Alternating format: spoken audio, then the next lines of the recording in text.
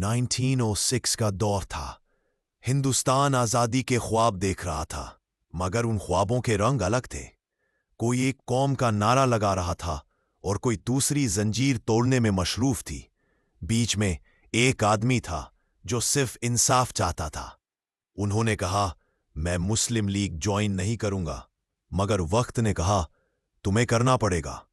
जब सब ने समझ लिया कि जिन्ना सियासत से दूर हो गया, तभी उन्होंने सियासत का निजाम बदल दिया।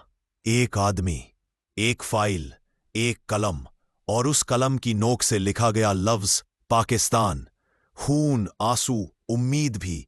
दुनिया के सबसे बड़े हिजरत ए दरमियान एक आवाज गूंजती थी, you are free to go to your temples, your mosques और any other place of worship.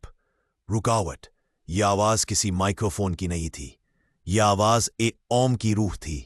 वो चले गए, लेकिन उनका काम अभी मुकम्मल नहीं हुआ। पाकिस्तान बन गया, मगर कायदे का पाकिस्तान अभी बनाना बाकी है। जिन्ना सिर्फ एक लीडर नहीं था, वो एक मिसाल था, और मिसालें